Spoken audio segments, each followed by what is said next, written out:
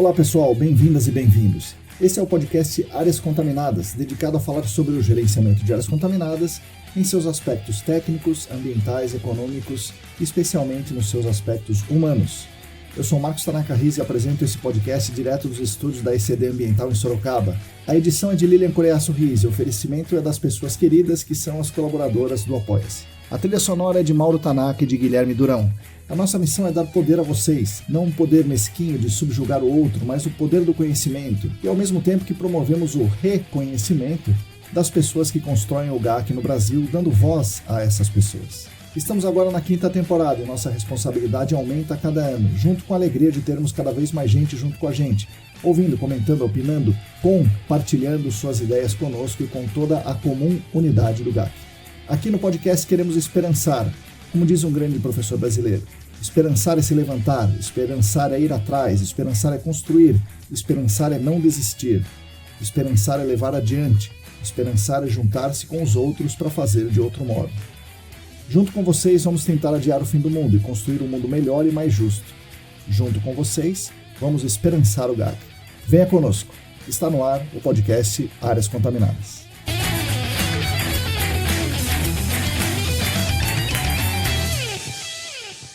Olá, para todo mundo que está aí lavando a louça, passando roupa, voltando daquele campo cansativo, testando as funcionalidades do ChatGPT, bom dia, boa tarde, boa noite. Eu sou Marcos Tanaka Riz e esse é o episódio número 208 do podcast Áreas Contaminadas. Podcast que é editado por Lilian Coreaço Riz e oferecido pelas queridas colaboradoras e pelos queridos colaboradores financeiros do Apoia-se. E falando nessa campanha do Apoia-se, na semana passada tivemos a honra e a alegria de receber mais um apoio financeiro, do Carlos Tolentino. Agradeço em nome da família ECD ao Carlos, espero que sejamos merecedores da sua consideração conosco. Se você também quiser e se também puder, faça como o Carlos Tolentino e se junte à nossa campanha do Apoia-se. É muito simples, basta entrar no site apoia.se/ecdambiental que tem tudo muito bem explicadinho por lá. Atualmente são 60 apoios ativos que nos ajudam muito, primeiro pela questão financeira, mas especialmente pela demonstração de vontade que essas pessoas têm de colaborar para que todo o mercado de GAC cresça. Essas pessoas, sem nenhuma vantagem adicional, voluntariamente contribuem com o nosso trabalho e nos dão a mensagem que o que nós fazemos aqui nos nossos canais é importante a ponto de merecermos essa atenção especial delas. Então agradeço muito as 94 pessoas que já passaram por aqui nos últimos 4 anos, especialmente as atuais 60, que nos mandam a importante mensagem: continuem.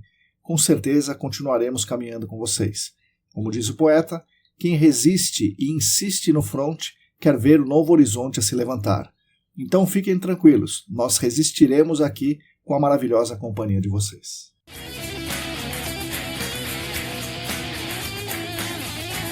O podcast Áreas Contaminadas conta com 4 queridas empresas patrocinadoras que nos enchem de orgulho por serem empresas muito importantes, reconhecidas e renomadas no mercado e querem unir as suas poderosas marcas ao nosso trabalho, mostrando que estamos sim no caminho certo, isso é uma coisa muito legal. O patrocínio master é da Clean Environment Brasil, que comercializa produtos e tecnologias para investigação e remediação de áreas contaminadas.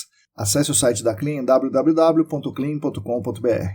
Os patrocinadores ouro são o Laboratório E-Consulting, a Vapor Solutions e a Linkevis Advocacia Ambiental. Agradecemos demais a essas 4 empresas, que nos ajudam muito financeiramente e também nos dizem continuem, e com certeza continuaremos.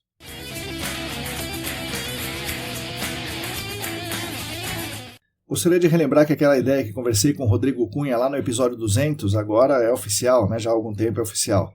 A ESAS e o SENAC orgulhosamente lançaram uma revista científica, a Revista GAC. O comitê científico, do qual tenho orgulho de fazer parte, acredita que o registro público e a divulgação das experiências podem transformar a prática diária dos profissionais. Assim, a Revista GAC visa ser um estímulo para que esses conhecimentos sejam compartilhados, beneficiando toda a comunidade do GAC e a sociedade em geral. A ideia é que o primeiro número da revista saia na metade de 2025, junto com a conferência ESAS, que está prevista para o final de junho de 2025, E por isso fizemos agora a chamada dos trabalhos para esse primeiro número. Então, se tiver algum artigo aí no forno, considerem submeter à nossa revista GAC e contribua com o crescimento da ciência no nosso mercado. O site da revista é revistagac.com.br.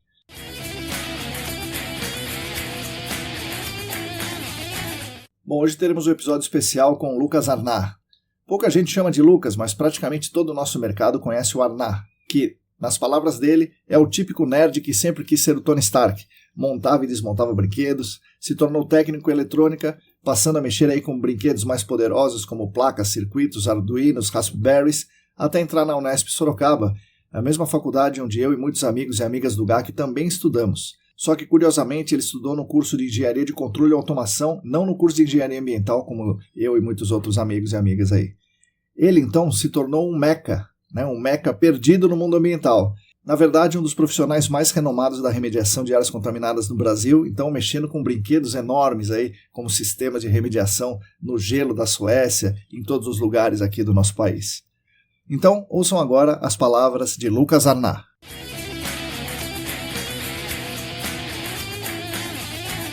Bom, pessoal, bom dia, boa tarde, boa noite. Bem-vindas, bem-vindos aí a mais um episódio do podcast Áreas Contaminadas. Hoje eu estou aqui com mais um convidado ilustre, o Lucas Arnaz. Lucas, bom dia, boa tarde, boa noite, bem-vindo aqui ao podcast. Muito obrigado. Bom dia, boa tarde, boa noite para todo mundo que está aqui escutando a gente. É um prazer muito grande. Escutei, eu acho que, não vou dizer todos os podcasts, que seria até uma blasfêmia eu falar isso, mas já escutei muitos. Tem vários ainda para escutar, principalmente quando eu estou naquele domingo de manhã que a gente resolve limpar a casa, lavar a louça. É a hora que eu fico escutando os podcasts. Beleza, que bom. Lucas, vamos começar de um jeito um pouco diferente aqui, pouco usual. O que você recomenda para as pessoas começarem aí? Arduino ou Raspberry Pi? Cara, eu acho que hoje em dia a gente ainda tem muito tempo para Arduino. Uhum. Eu falo assim porque o Arduino mora num lugar muito especial do meu coração, porque eu sou aquele típico nerd que tem várias plaquinhas em casa. Eu acho que eu devo ter mais de 30 plaquinhas em casa de Raspberry, Arduino, de Microbit, PIC, esse monte de coisa. E assim, o Arduino eu acho que é uma das coisas que é o mais barato. Também já dei aula de Arduino. Na época, na faculdade, eu tinha alguns, eu acho que você, né, nós somos conterrâneos da Unesp de Sorocaba, você da primeira turma e eu da 12ª, de cursos diferentes, né? Eu sou até uma particularidade, que eu sou o cara da controle e automação que trabalha no mundo ambiental. Mas eu dei algumas aulas durante a faculdade e eu sempre gostei. Tenho Arduino, como eu tenho Raspberry, tenho outras plaquinhas que só falta tempo, né? A gente vai comprando na expectativa de usar, mas fica ali levando poeira. Aí algum dia vai para algum projetinho. Sim, sim. Eu fiz recentemente uma irrigação na chácara do meu pai ali e tal, sensor de umidade e tal, e libera uma solenoide, liga a torneira, um negocinho assim. Aí, ó. Não, tá ótimo já é uma automação vamos dizer assim, de um nível médio já. Tá legal. Legal. Beleza. Bom, Lucas, agora vamos para o começo. Onde o pequeno Lucas cresceu, o que ele gostava de fazer, né? Pelo visto, de montar e desmontar coisas, mas enfim, conta aí. E que caminhos te levaram aí para a engenharia de controle e automação, né? Na Unesp de Sorocaba. Vamos lá, o pequeno Lucas, né? Que na verdade a maioria, às vezes falam Lucas, eu nem olho. Não sabe nem quem é, né? Eu nem lembro mais que meu nome é esse, né? Todo mundo me chama de Arnaz só. Que minha vida inteira foi no mínimo 3, 4 Lucas convivendo junto comigo. Então, o pequeno Arnazinho é de Osasco, né? Eu nasci e fui crescido em Osasco. Lá em Oss. Famoso continente de Osasco, eu gosto de falar assim. E desde pequeno eu tenho um irmão mais velho, 1 ano mais velho que eu, e a gente sempre foi bem próximos um do outro.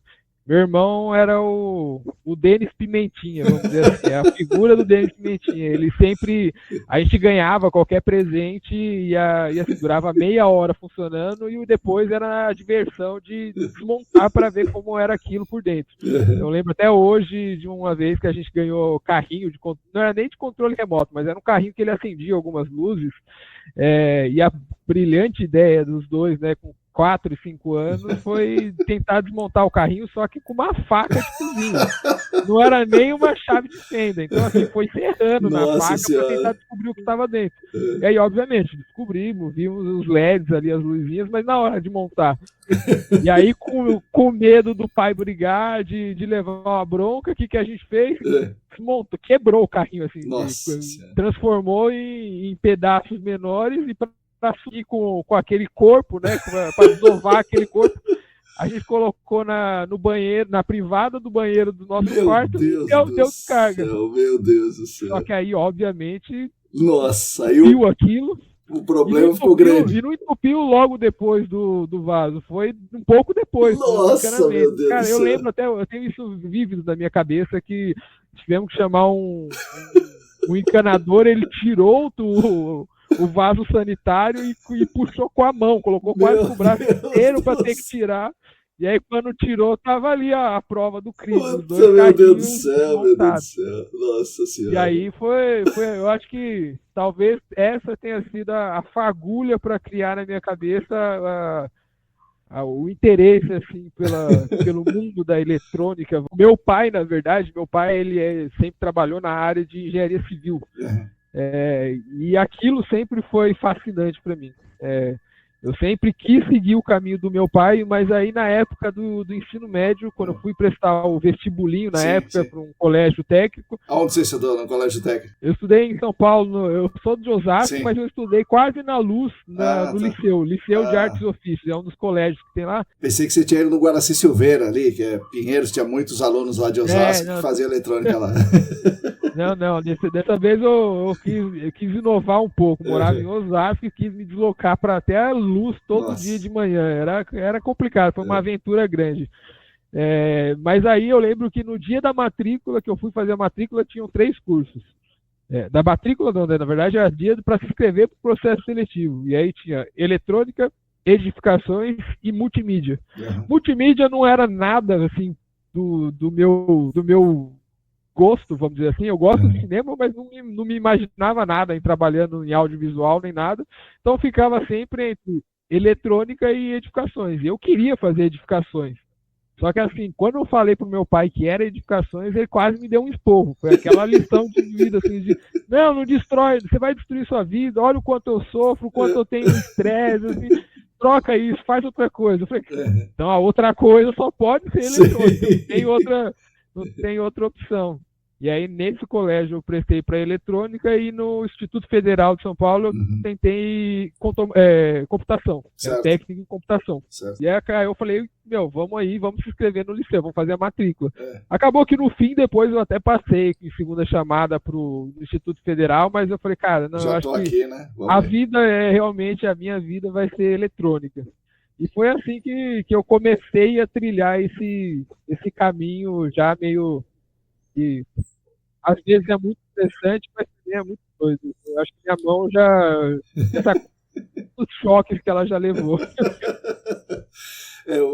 Quando a gente vai para a universidade, quem fez um colégio técnico naquela habilitação lá tem muita vantagem, né? É um conhecimento fantástico. Com certeza. Assim, mesmo que eu tenha estudado na Unesp, que é uma faculdade muito boa, eu, desde sempre, nas primeiras matérias mais técnicas assim, do curso, eu estava muito na frente de quase todo mundo, porque já tinha essa bagagem de você entender assim, o legal do curso técnico é que você tem um pouco mais de vivência na prática. O foco da faculdade, pelo menos da maioria das faculdades, não é tanto colocar você na prática, é você entender, ter um raciocínio lógico para entender por que aquilo está acontecendo.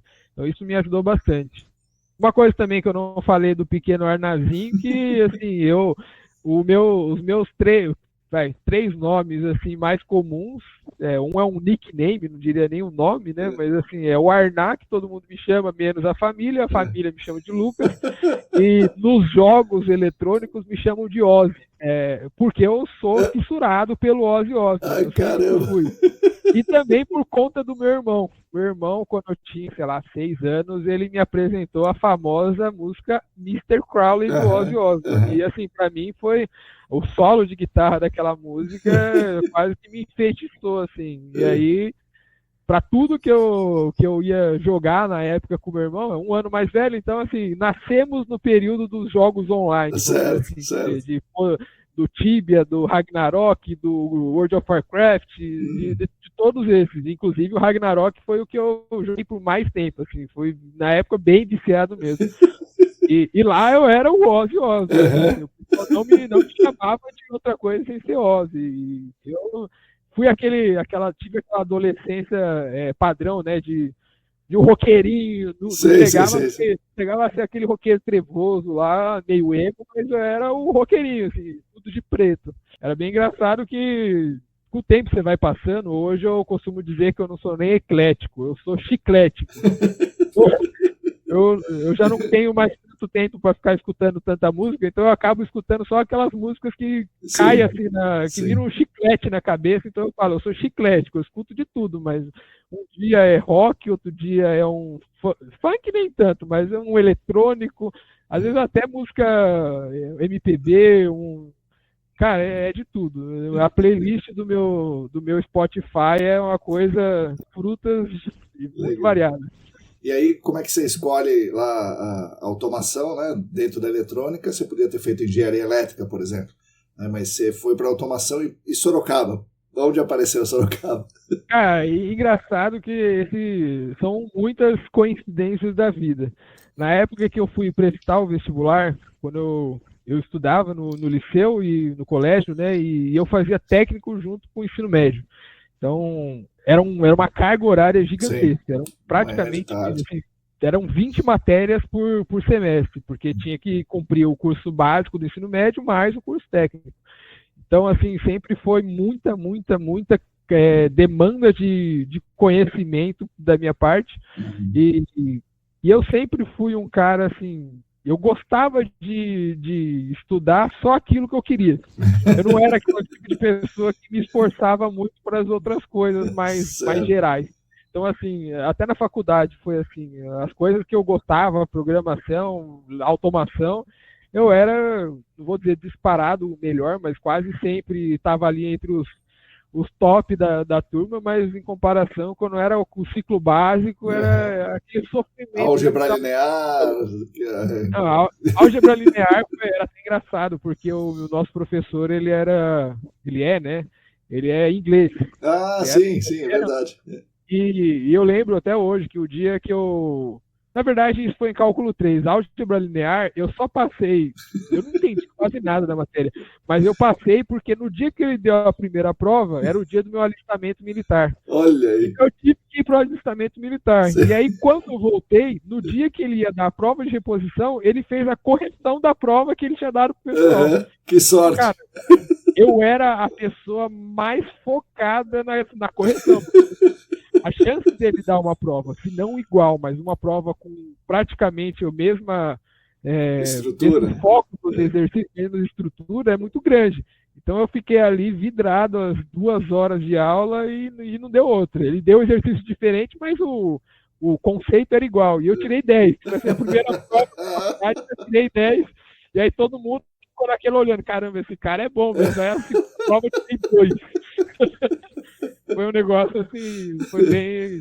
Eu tinha essas contravenções, assim, que algumas matérias que ninguém ia bem eu disparava, e outras matérias que todo mundo ia bem, eu era aquele caso que a professora fala, caramba, gente, a turma toda foi boa, mas alguém, não sei o que aconteceu, tirou 4 na minha prova. Esse cara aí, e aí era certeza. E isso aconteceu mesmo, era química. Acho que era química geral, era uma matéria que a gente tinha no primeiro semestre, e todo mundo, tipo assim, eu acho que a média da turma foi 8 na prova, e eu consegui tirar 4,5. Eu falei, gente, eu sou um ser acéfalo, não sei se eu fiz essa prova aqui.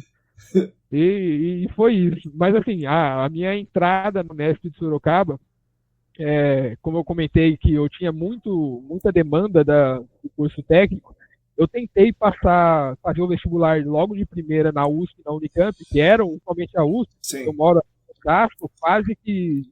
Na verdade, eu moro na rua da divisa com São Paulo. Então, assim, cidade universitária é do lado ali. Eu pegaria 2 estações de trem e estaria na USP. Então, sempre foi o meu desejo. Só que era pretensão demais querer estudar no colégio com 20 matérias ao mesmo tempo e querer passar de primeira na poli. Então, obviamente, eu não consegui. Eu até cheguei aí para a segunda fase, mas assim, foi na nota de corte. Sim. Estava tão cansado que eu falei, cara, não vou nem tentar, porque assim, vai ser legal pela experiência, mas não vou passar. Já na Unicamp, não. Na Unicamp eu cheguei a passar com uma nota boa, cheguei a ir para a segunda fase, fiz as redações, mas também não passei, não cheguei a ser chamado. E aí eu falei, bom, então agora não resta outra opção. O meu curso também, por algumas infelicidades, eu não conseguia fazer o estágio durante as aulas, então eu tive que cumprir o estágio só quando eu terminei as matérias. Então eu tinha que cumprir ainda o estágio. Então a minha vamos dizer assim, meu primeiro objetivo, terminando as aulas, foi fazer o estágio, que foi até um negócio muito legal, que eu consegui estagiar na Globo, na Rede Globo, na televisão, e eu estagiei nos meses de fevereiro e março, que é onde acontece o carnaval, e eu fui um dos responsáveis por acompanhar o carnaval. Nossa. Então, foi uma experiência, cara, impressionante. Eu acho que não sei quantas pessoas têm essa oportunidade de estar lá no backstage, vamos dizer assim, na parte da estrutura do carnaval. É uma coisa de outro mundo, cara. É assim, o pessoal leva uma cidade cenográfica lá pro AMB. É um negócio muito legal, e aquilo foi muito bom para mim. Mas eu inclusive o meu gestor na época queria que eu continuasse lá, e ele daria uma bolsa, não lembro se era bolsa integral ou era uma bolsa um desconto muito grande, porém para eu fazer telecomunicações. E aí eu falei, cara, não é isso que eu quero. Eu já tinha assim na minha cabeça que ou era controle e automação, ou era alguma coisa ligada à automação. Sempre foi isso na minha cabeça. E isso também eu coloco muito crédito à Marvel, porque eu tenho quase que estampado no meu coração o Homem de Ferro. Assim, virou o filme da minha vida. Então, assim, quando eu vi ali aqueles robozinhos ali, eu falei, cara, é isso que eu quero fazer pra minha vida. Ainda não cheguei nem perto de fazer um robô, mas talvez vire um hobby daqui para frente. E aí sempre era automação. E acabou que os meus pais nessa época estavam separados, e meu pai morava em Tatuí, minha mãe morava comigo em Osasco. E Sorocaba está exatamente na metade. Né? Olha que sorte. É exatamente na metade do caminho. É 1 hora para vir de São Paulo para Sorocaba e 1 hora de Sorocaba para Tatuí. Então, na verdade, naquela época eu nem sabia que existia vestibular de meio de ano. Eu achava que vestibular era sempre no fim do ano. E aí, estudando, fazendo cursinho lá em Osasco, alguém, eu não lembro quem, comentou, vai ter um vestibular aqui do meio de ano. Eu falei, cara, tem isso daí? Vamos lá, vamos ver quais são faculdades que tem isso. Com certeza a USP e a Unicamp não deve ter, que até aquele momento eram as únicas metas que eu tinha. O único olhar meu era para essas duas. E aí eu descobri a Unesp Sorocaba. E aí eu até fui procurar um pouco, para saber um pouco melhor. Eu vi que era uma faculdade bem nova na época, se eu não me engano, quando eu entrei lá tinha 12 anos, né? Porque eu sou da turma 12, então era bem recente. Mas eu gostei bastante da estrutura, dos laboratórios que tinham lá, e eu falei, cara, vamos tentar. Assim, eu tô aqui no cursinho, mas vamos tentar fazer. Se não passar, continuo o plano até chegar no fim do ano e ir para a poli. Tentar, né? E acabou que eu passei de primeira chamada na Unesp, e aí eu falei, cara, vai ser aqui. Meus pais adoraram, né? Claro. Meu filho ali no meio do caminho, pelo menos me dividir tanto. E aí foi muito bom, sim. Eu gostei demais do curso. Eu costumo falar que a Unesp me ensinou uma coisa que, por mais que seja simples para a maioria das pessoas, ou para boa parte das pessoas, para mim não era. Que é um verbo muito, muito simples, que pode ser que você até dê risada, mas é um verbo chamado estudar. Que era estudar. Eu não sabia o que era estudar. É isso mesmo, a universidade é outra história, né? Outra história, assim. No ensino médio, a gente é bom aluno pra caramba, tal, só tira 10, mas na universidade é outro negócio. Exatamente, é o que eu comentei com você. No colégio, as matérias que eu não gostava, no máximo eu fazia um resumo, eu montava um resumo da matéria. Inclusive na Unesp eu fui muitos anos conhecido como o cara dos resumos. Se brincar, até hoje deve ter algum resumo meu lá de eletrônica industrial, de alguma coisa assim, porque eu tinha na minha cabeça, se eu conseguisse resumir uma matéria em uma sulfite frente e verso, eu estava pronto para a prova. E eu fazia isso. E aí no colégio eu estudava, sei lá, 2 horas antes da prova, estudava, né? Eu memorizava, não vou dizer que isso é um estudo. Mas eu passava. Já na faculdade, eu lembro até hoje que, não sei se você conhece a professora Elidiane, que dá aula de física. Conheço. Eu lembro que, assim, a primeira, ela gosta ainda de dar algumas provinhas no meio do curso, antes de dar as provas mais formais, né, a P1 e a P2. E eu lembro que ela foi dar uma dessas provinhas e eu, assim, né, não vou também ter a pretensão de falar que eu sabia muito, mas eu falei, eu consigo. Tá um desafio meio difícil aqui, mas eu consigo desenvolver. E aí, beleza, fiz ali a provinha, deu 2 semanas, ela voltou com a nota. E aí foi entregando a nota para todo mundo, e aí eu fui ver minha nota, 0.2. Só que calma que ainda piora, porque eu olhei 0.2, eu falei, tá, beleza, eu não sabia nada, mas assim, 0.2 para 1, tá ok, assim, 20%. Aí quando eu tive essa linha de raciocínio, o meu melhor amigo do meu lado falou assim, caramba, eu tirei 3. Aí que eu falei, caramba, eu fiz 0.2 de 10. 0.2 mesmo. Eu falei, caramba, ela deve ter dado, tipo, sei lá, de misericórdia essa nota, pelo nome tá certo, porque 0.2 de 10, numa prova que era um exercício só, sei lá, eu acertei a primeira linha. Começou já torto, já. E aí eu comecei, aí eu lembro, assim, eu cheguei em casa chorando mesmo, assim, liguei pra minha mãe e falei, eu não vou conseguir passar nesse curso, porque assim, nem numa coisa que era para ser uma provinha, eu não cheguei nem perto de falar que era uma nota boa. E a segunda provinha eu tirei 0. E aí foi tipo assim, cara, só ladeira abaixo. Eu lembro que essa professora também tinha as aulas de laboratório de física, e a gente montou quase que o Dream Team, vamos dizer assim. Eram os melhores, assim, a gente achava, né, que eram os melhores da turma. Assim, o melhor cara para fazer o experimento, assim, que quase sempre era eu sempre foi o cara hands-on, assim, o cara que bota a mão na massa, fazer o protótipo, o cara bom de escrever relatório, o cara bom de procurar bibliografia, um cara bom de... Montamos um time, assim, que a gente achou que fosse perfeito. Primeiro relatório, sei lá, tinha 2.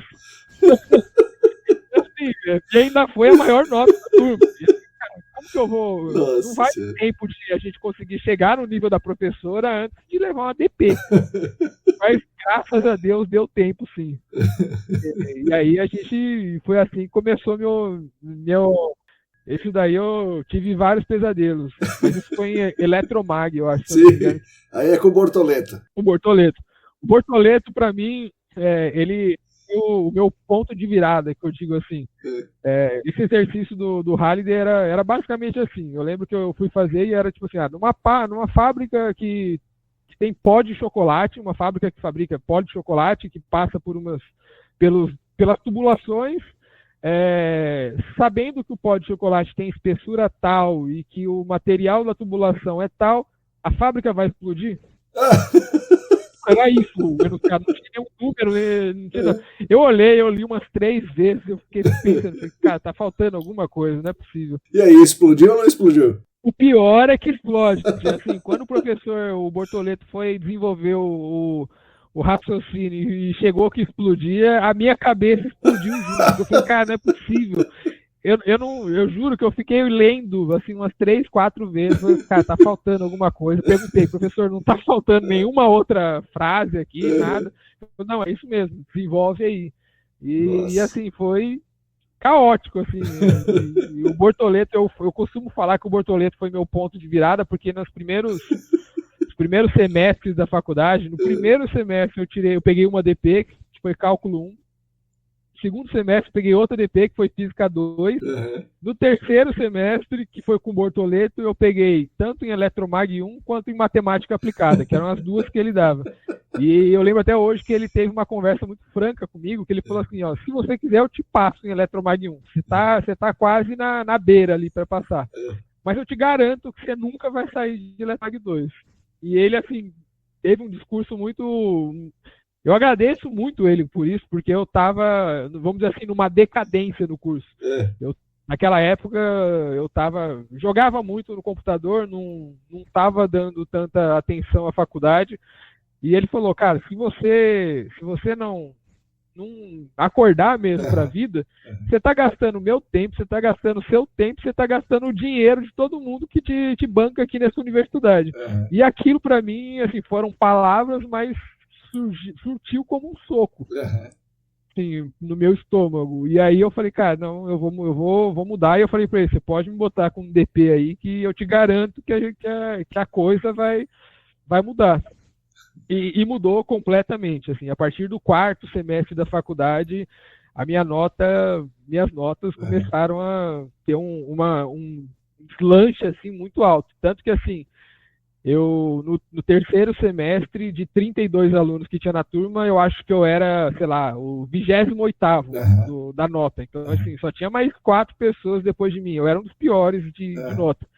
E eu terminei a faculdade como sendo o 6º melhor. Eu, assim, dentre os 10 melhores, eu era o único que tinha 4 DPs. Eu era o único que tinha DP, na verdade. Assim, o Bortoleto um dia até comentou comigo, ele falou, cara, se você não tivesse DP, provavelmente você seria o 2º, o 3º melhor. Mas você, assim, obviamente, foi um aprendizado muito grande para mim de eu aprender a estudar e aprender a dar valor para aquele ambiente. Assim, hoje eu sinto muita falta assim desse ambiente de aprendizado, de poder ter alguém ali te guiando, falando assim, ó, vai, agora você pode errar. Porque quando a gente chega no mercado de trabalho é um pouco mais difícil.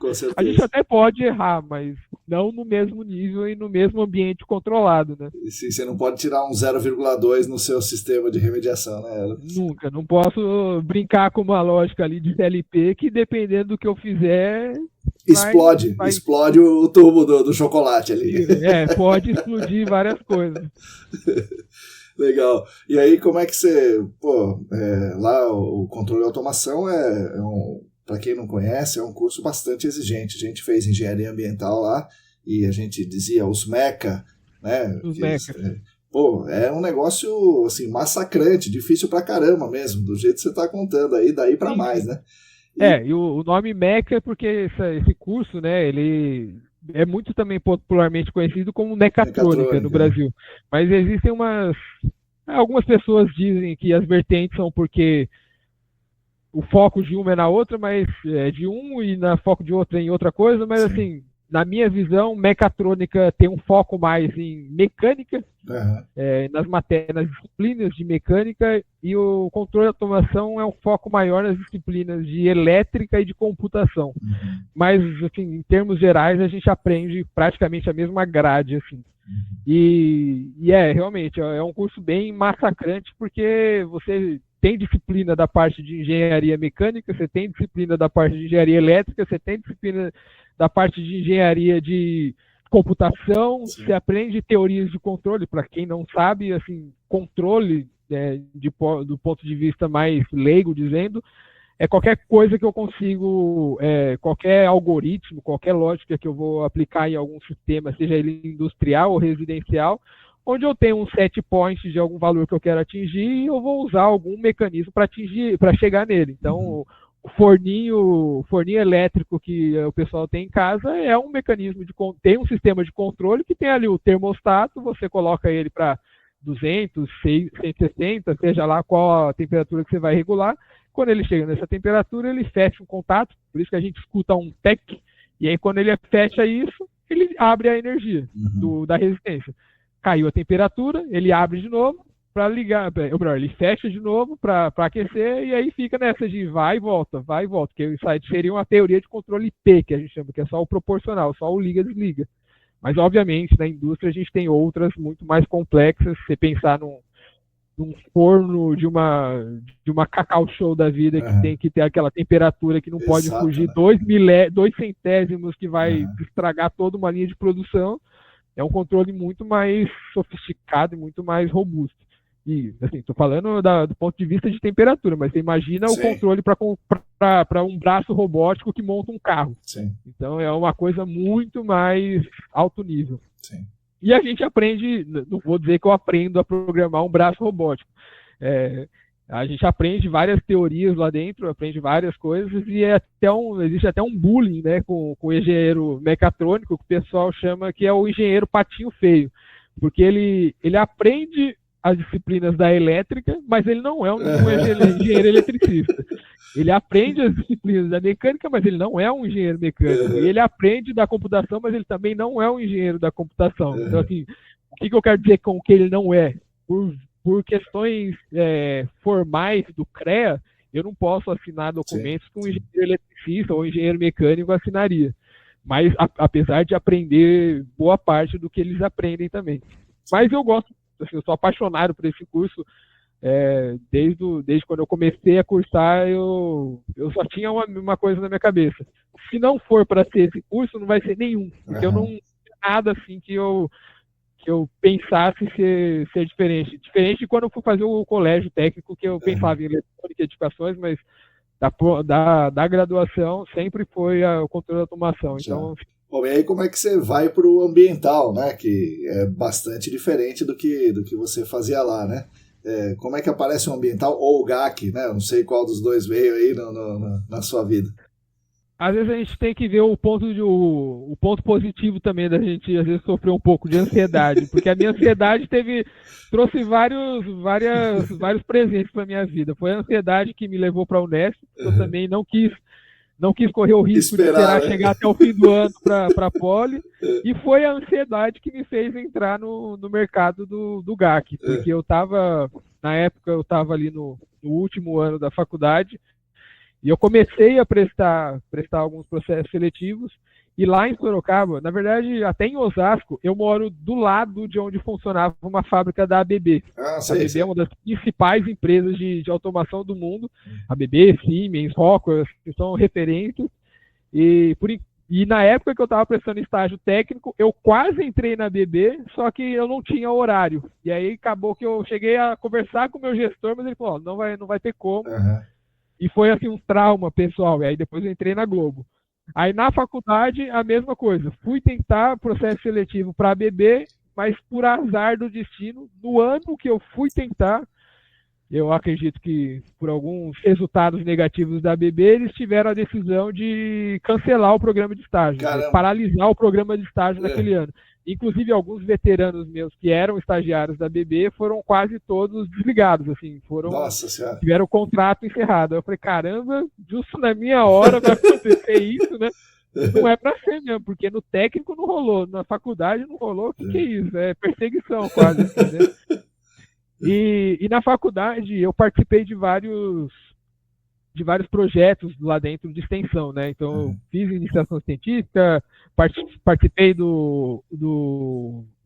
da equipe de robótica por um tempo, e além disso, eu também participei da empresa Júnior, lá na Unesp, a Dinâmica, e também da Semana de Engenharia, participei também. E na Dinâmica, um dos meus amigos lá dentro, ele era um conhecido de um cara que trabalhava na época na Reconditec, foi para onde eu fui ser estagiário.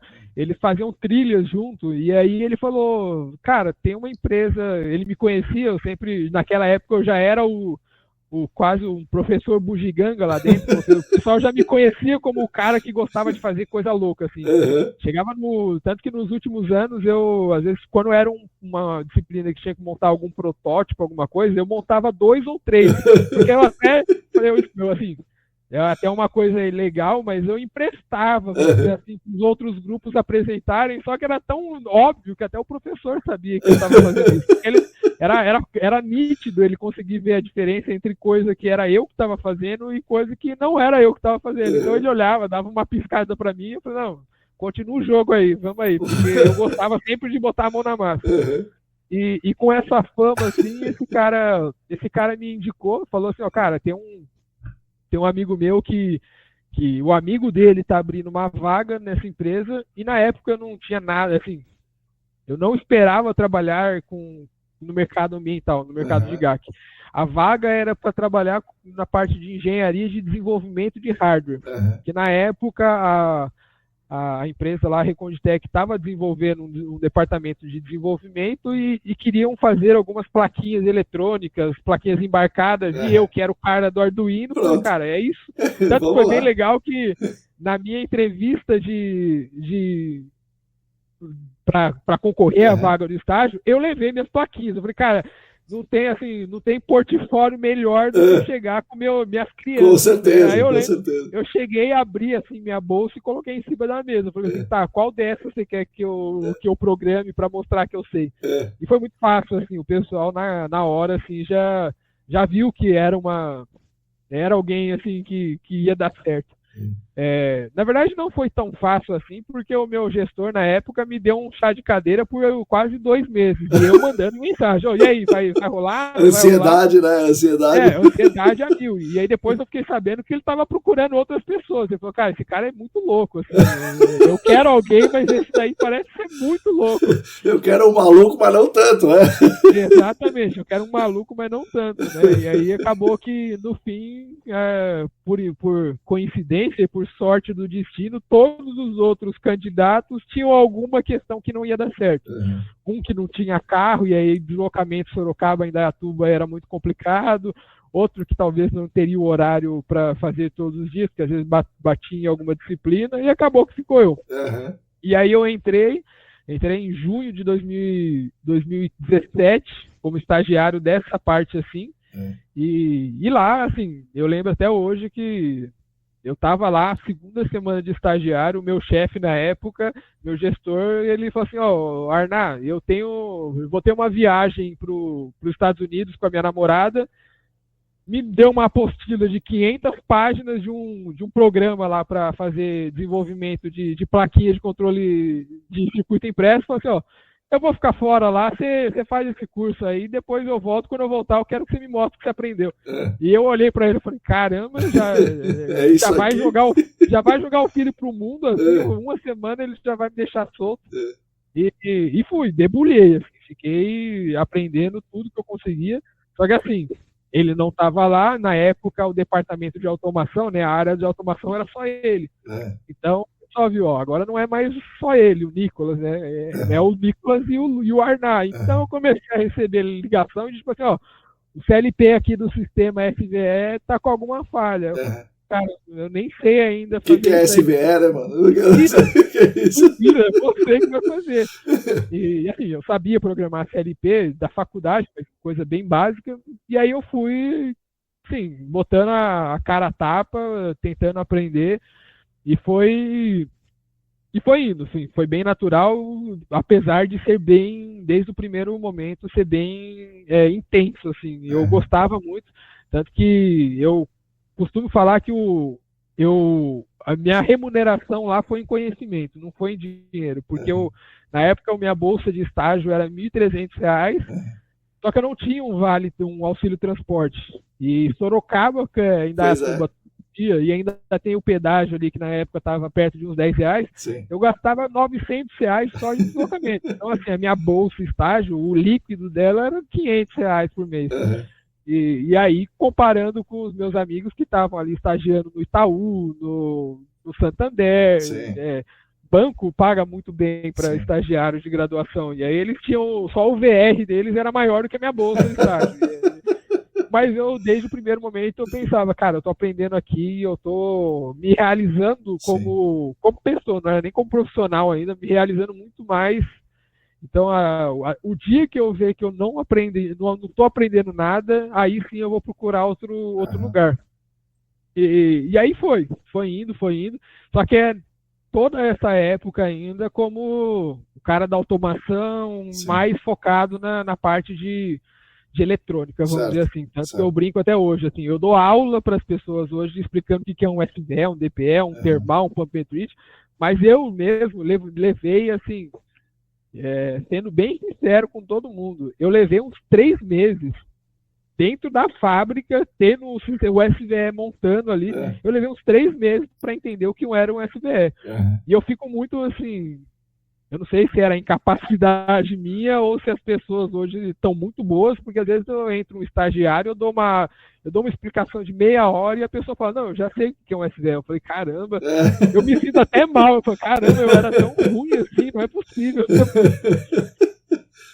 Mas, e aí foi assim, foi aprendendo várias coisas doidas, por mais que são, vamos dizer assim, a gente consegue colocar, eu acho que em 2 mãos, as principais técnicas são utilizadas no Brasil, mas, sei lá, se eu dos 100, 150 projetos que eu participei enquanto eu estava nessa empresa, se eu trabalhei em 2 ou 3 projetos que eram exatamente iguais, o equipamento em si, foi muito. Então, assim, tinha aquela particularidade que tem um sensor a mais, tem uma linha diferente, tem alguma coisa, e isso que vai fazendo a engenharia brilhar aos olhos de quem é engenheiro, né? Sim. Mas aí, te respondendo, eu estava ainda como estagiário, e aí foi bem engraçado que, na época, um pouquinho antes, eu tinha acabado de terminar o meu primeiro namoro, e assim, aquele clássico de cinema. Assim, eu não via mais sentido na minha vida.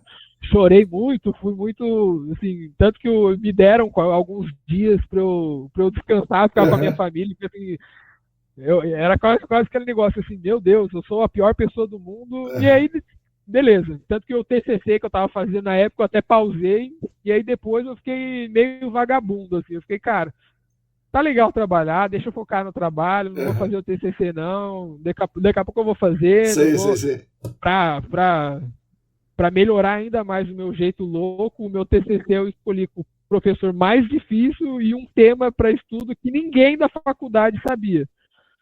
Assim, todo mundo estudava uma teoria X de análise de energia, e eu fui estudar uma teoria que o cara que inventou era um cara polonês, se eu não me engano, e era uma teoria, assim, revolucionária, tava surgindo na época, só que ninguém sabia da faculdade.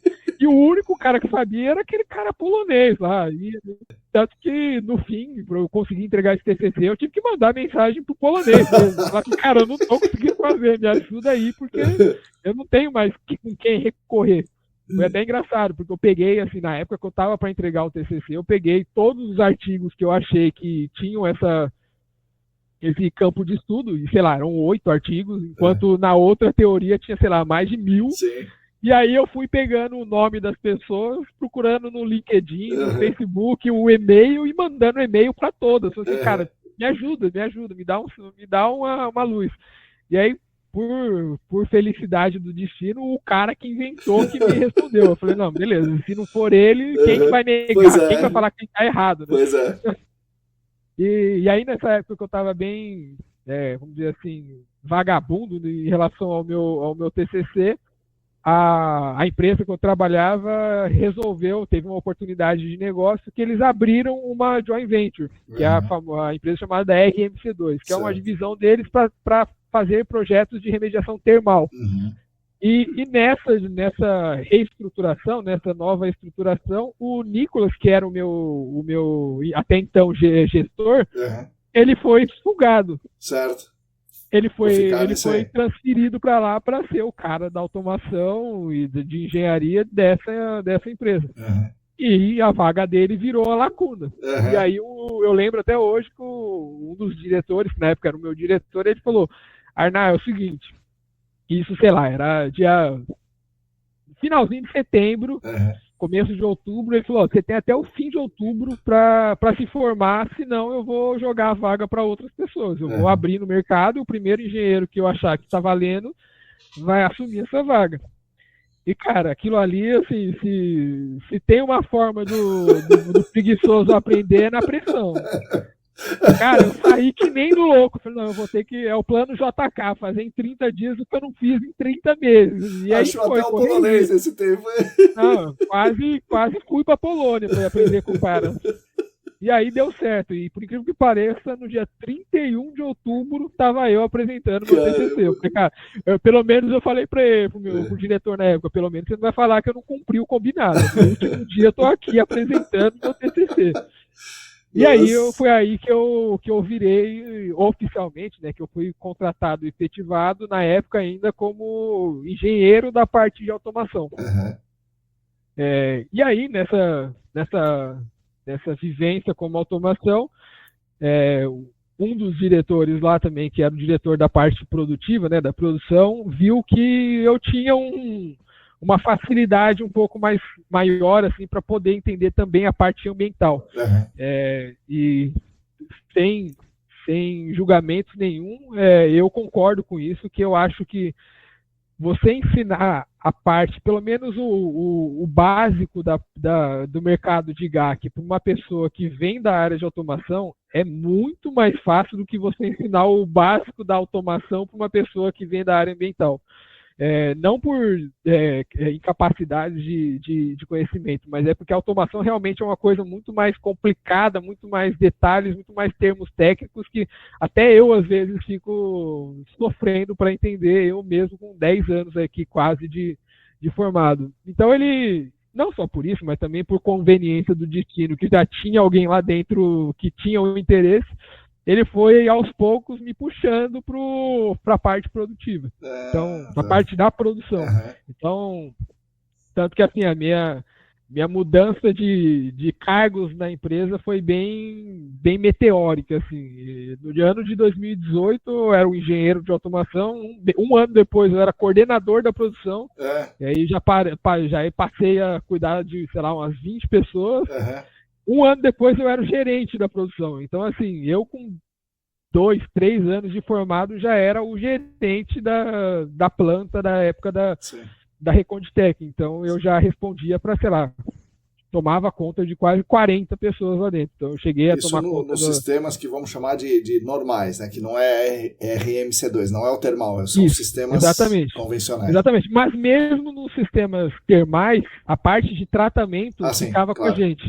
Então, assim, a parte termal ficava com a outra empresa e a parte, quando era o sistema de tratamento, seja ele SVE, MPE, era a gente que cuidava. E aí, cara, foi um boom de experiência, de estresse também, sendo bem claro, muito grande. Hoje eu falo assim que foi uma oportunidade do destino muito boa para mim, mas talvez se eu tivesse a oportunidade de escolher hoje, eu teria jogado uns 4 anos depois, uns 3 anos depois, porque eu não tinha maturidade ainda emocional para assumir tantas pessoas assim. Para ser gerente, então, né? Para ser gerente, e assim, o cargo de gerente é o cargo de gerenciar pessoas, sendo bem claro, você vai ter um time ali embaixo. Então, eu acho que eu não estava tão pronto ainda para cuidar de tantas pessoas, tanto que depois de um tempo eu diminuí o número de pessoas que eu cuidava, e eu acabei focando um pouco mais só na produção e na área de automação, que era vamos dizer assim, o que eu mais tinha, não vou dizer agilidade, mas tinha mais conhecimento e mais fluidez para poder ajudar. E depois de um tempo eu fui assumindo um outro papel que foi, naturalmente, foi sendo demandado e que eu via que era um dos principais, não vou dizer nem os principais responsabilidades, mas um dos principais holofotes meus para o mercado, que aí eu acho que foi aí que o mercado de GAC começou a conhecer o Arnaz. Sim. Porque eu virei uma espécie de porta-voz da empresa. Então eu era o cara responsável pela comunicação com o cliente enquanto o projeto estava sendo instalado, vamos dizer assim. Então, na parte de análise de risco mesmo do sistema, não da área, do equipamento a ser colocado, APR, levantamento de documentação, testes mesmo, até entregar ele para campo, era eu que trocava e-mail, então eu ficava ali, reunião com o Arnaz, falando com o Arnaz, e era até engraçado, porque em muitas dessas reuniões ainda, até pré-Covid, né, eu não tinha tanto, acho que não era tão comum a gente abrir a câmera para falar em reunião como é hoje. Assim, hoje o mundo digital é mais comum do que o mundo físico, muitas vezes. Então, muita gente conhecia o Arnaz, até porque às vezes só via no e-mail, mas não sabia o que era. E aí eu lembro até hoje que o primeiro AESAS que eu fui, o pessoal olhou o crachazinho Arnaz. Eu lembro até hoje, a Jamile mesmo falou assim: você não é um senhorzinho? Assim, mais de 10 pessoas encontravam comigo e falavam: é você que é o Arnaz? Não é possível. Não, é você mesmo. Quem que é o seu pai? Cadê o Arnaz pai, né? Eu falei: não, gente, sou eu mesmo. Sou eu que mando o e-mail, sou eu que tô lá para falar o cronograma, para ajudar nas reuniões. E aí foi um aprendizado, para mim, sim, gigantesco. Hoje eu acho que meu rosto é um pouco mais conhecido, mas era bem engraçado. Às vezes participar de um congresso, alguma coisa assim, e o pessoal fala: é você que é o Arnaz. Legal. E assim, durante o tempo da Reconditec, quantos sistemas você participou da construção ali? Muitos, né? Cara, muitos. Assim, não tem o número claro, mas eram em média coisa de 30, vamos dizer assim, 30 sistemas que a gente construía do zero ou adequava a cada ano. Certo. Então, se eu fiquei ali por quase 7 anos, a gente pode falar que é perto de uns 200.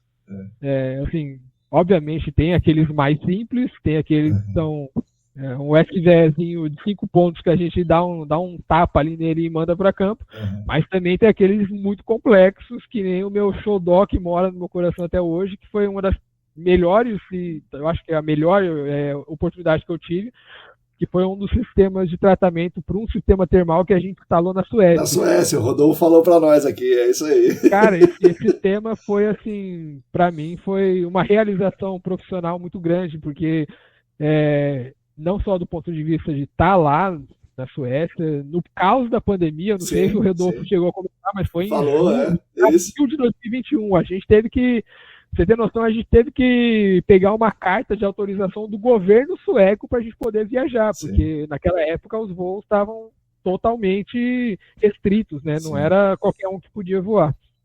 E foi um sistema gigantesco, assim, foi um equipamento muito grande. Eu lembro até hoje, eu uso esse sistema na minha aula de operação e manutenção que eu dou para o pessoal do Senac, porque dentre os equipamentos que a gente ia colocar lá, tinha um lavador de gases que era um equipamento que não foi a gente que comprou, não foi a gente que escolheu. O próprio cliente colocou lá. Só que a gente tinha que fazer a automação. A gente, quando eu falo, é eu. Tem que pegar essa bucha. E aí eu lembro que eu falei assim, cara, tem algum documento, tem algum manual? E eu falei, não, tem um manual, assim. E eu achei que ele ia mandar, sei lá, 10 folhas, assim, explicando as lógicas. Cara, um manual de, sei lá, 110 páginas. O P&D, eu levei quase uma semana para conseguir raciocinar o que tinha no P&D daquilo. Muitos detalhes, muitas coisas.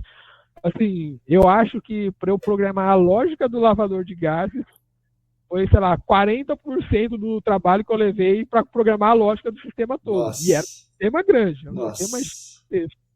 Assim, foi muito trabalhoso, só que assim, a realização de você estar lá em campo, ver aquilo funcionando, e melhor ainda, voltar para o Brasil e ter uma tecnologia que na época proporcionou a gente controlar o sistema estando do Brasil, é algo assim que, cara, eu uso ele, a minha foto que deu mexendo na Suécia do Brasil, eu uso ela até hoje. Para quem vem do mundo da automação, não tem, com certeza, não tem coisa melhor. Assim, você olhar, você conseguir botar na prática mesmo tudo aquilo que você sonhou em aprender, em trabalhar com aquilo. E aí, um belo dia, você sai da Reconditec e vai para Arcadis, né, para uma consultoria. Né? O que te levou a fazer essa mudança? E o que você faz na Arcadis? Porque a Arcadis, qualquer consultoria, não fica projetando o sistema, não fica construindo o sistema, né? Não faz automação. Então, o que você foi fazer do outro lado agora? Eu migrei agora para o outro lado, né? Assim, por mais que seja uma visão, né, uma interface, vamos dizer assim, o contrário do que eu fazia, né? Eu estou trabalhando num cliente, vamos dizer assim, no antigo cliente da Reconditec. Mas a ideia de eu ter vindo para a Arcadis foi justamente utilizar todo esse meu conhecimento de sistemas para o departamento que a gente tem que fabrica sistemas. A Arcadis, mas fabrica, vamos dizer assim, para demanda interna. A Arcadis não loca para outras consultorias, faz para atendimento da demanda interna. E já é uma área, na verdade, a própria Jamile trabalha nessa área há 5 anos também, é uma área que existe há uns mais ou menos 5 anos, e eu vim com essa ideia de trazer essa experiência, né, toda essa visão que eu tive, porque quando eu comentei que eu fui gerente da produção, eu passei pelas áreas de compras, pelas áreas de... Eu não participei do comercial, mas assim, da área de compras, da área de projetos, da área de automação, área de produção, e vira e mexe eu ainda ia para campo lá instalar alguns projetos. Quando eram projetos mais complicados, o pessoal falava, manda o Arlá para lá que ele lá uma semana lá. Dá um canivete suíço e uma fita crepe que ele dá um jeito. Não, a gente é fita isolante. O mundo da elétrica é fita isolante. Legal. E aí, assim, como eu tenho essa visão, essa bagagem multidisciplinar, foi algo que casou muito bem com o Arcades, né? Que para ajudar mesmo esse departamento a ter mais possibilidades de crescer um pouco mais e poder ajudar o time internamente, porque assim, a visão geral de uma consultoria é estar mais preocupada com a própria remediação do que com o equipamento que está sendo usado naquela remediação. Isso o foco vai para a empresa que ela está contratando serviços ali. Sim. Então não é nem natural pensar que vai ter um cara especialista em equipamento dentro de uma consultoria se ela não tiver equipamento. Exato. Porém, a Arcades criou essa ideia de ter equipamentos próprios para poder ter essa, não só, obviamente, o lucro, né, da empresa, não dá para ser, vamos dizer assim, inocente de falar que é realmente para ter um melhor lucro da empresa, mas também para criar um time interno que tenha capacidade de melhorar a própria demanda, né, quando ela quer, né, não quando o exatamente, você conseguir se blindar um pouco do mercado, da volatilidade do mercado externo, né? Porque às vezes a gente vai para uma Reconditec, uma Doxo e a gente vai competir, vamos dizer assim, com outras oportunidades que eles estão tendo. Sim. Não sendo obviamente que eles o foco deles é atender não só a gente, mas todas as consultorias. Mas quando a gente consegue fazer isso internamente é muito mais fácil e a gente consegue montar um sistema exatamente do jeito que a Arcades quer. Quando a gente monta internamente, sobra até um dinheirinho final para a gente poder investir um pouco mais em inovação, em tecnologia, do que quando a gente comprasse de um terceiro. E isso acaba ajudando muito para o próprio time, os times internos de projeto. Então, assim, a gente tem conversa de falar, eu gostaria que nesse projeto X, eu quero ter a flexibilidade de, no futuro, eu trocar esse equipamento para funcionar de uma outra forma, trocar isso daqui para uma hora eu estou fazendo um bombeamento comum, outra hora eu coloco um processo com ozônio, outra hora eu coloco uma outra coisa ali. Eu sou o cara que tem a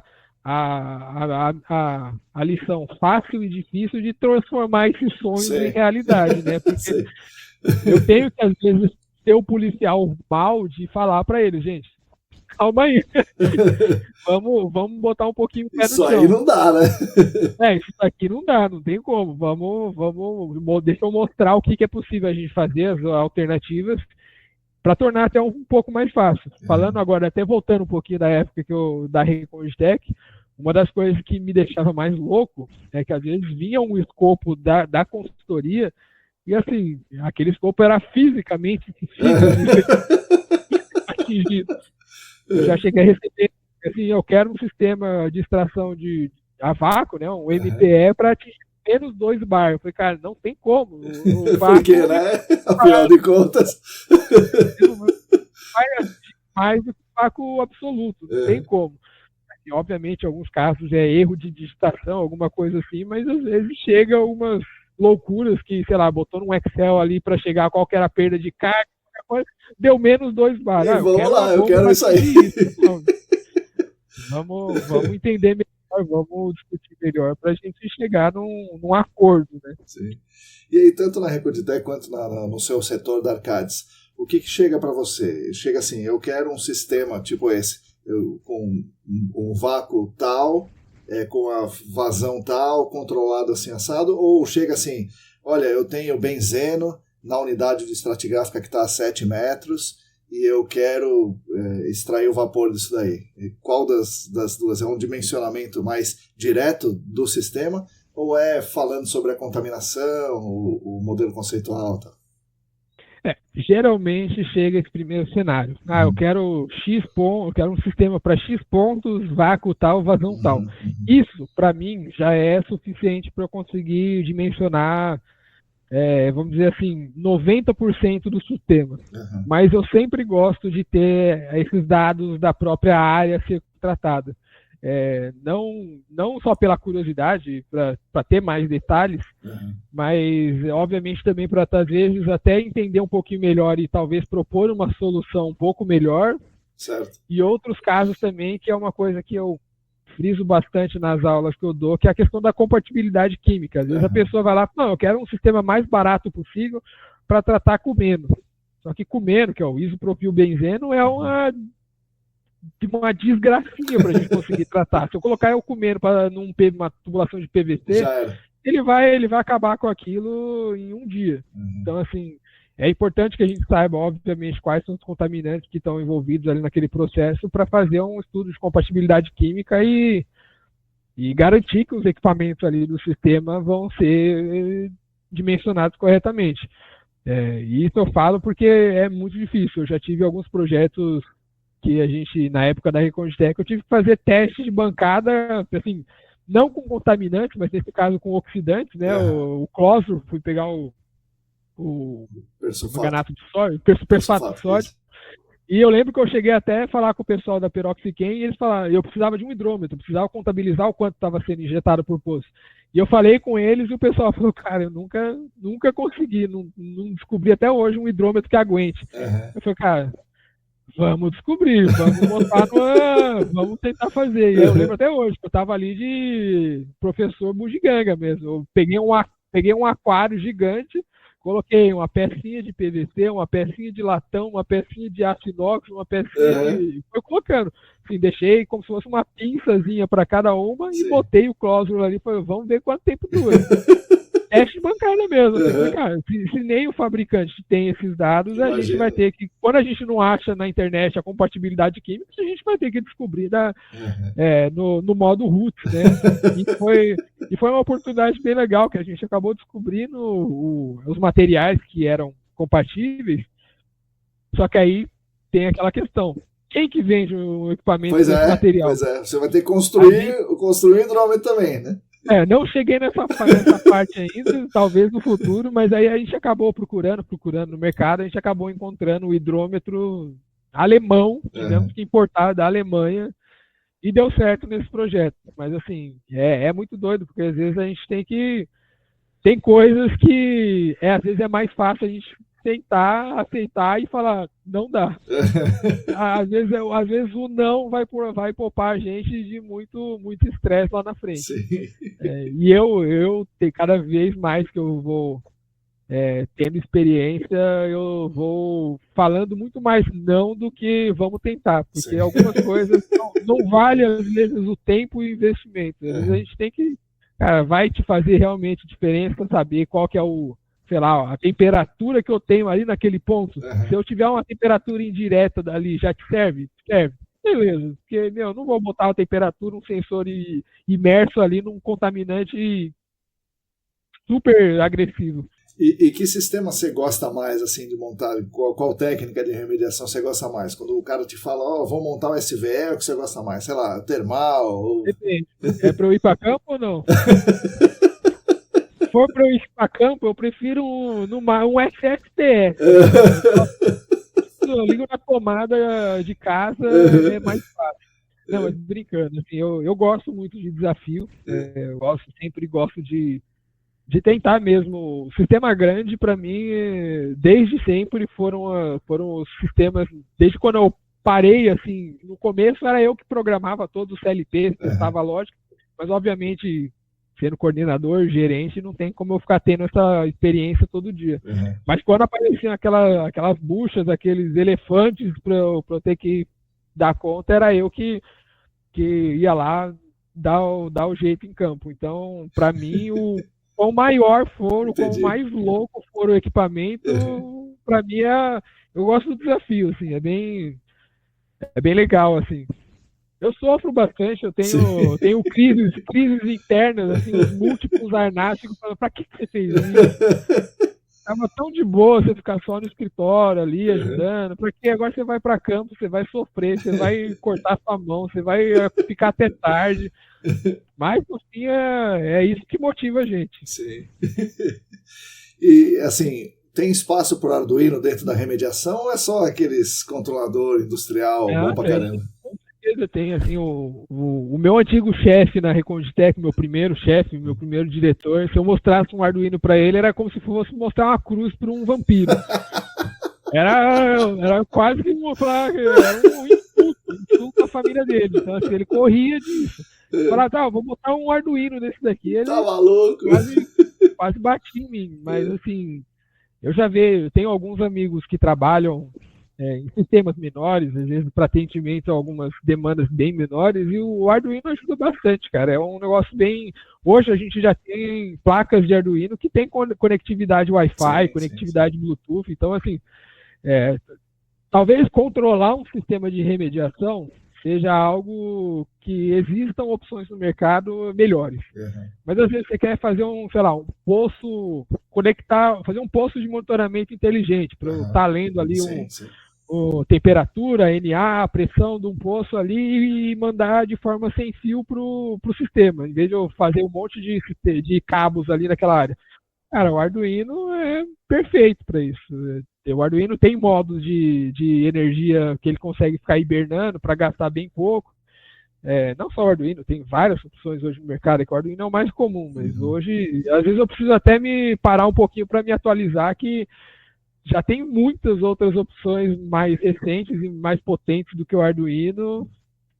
É que eu, às vezes, fico... Não, mas é o clássico, né? Assim, Não, é o clássico. O Arduino, o Raspberry Pi, os PICs da vida são os bastiões, vamos dizer assim, né, da eletrônica embarcada.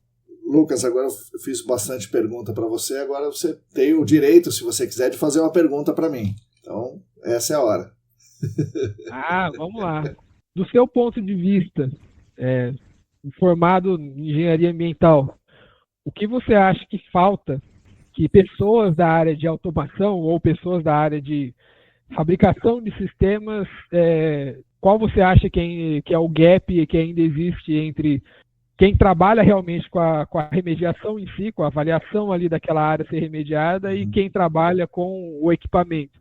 Porque hoje eu enxergo muito, quase que uma barreira invisível, uma parede invisível, mas que está ali muito clara entre esse mundo, entre essas pessoas, o perfil de pessoas que trabalham ali com avaliação de risco, com investigação confirmatória, e o pessoal que está ali, até o pessoal que está ali para lidar com os dados da remediação, e o pessoal que realmente está ali com o equipamento.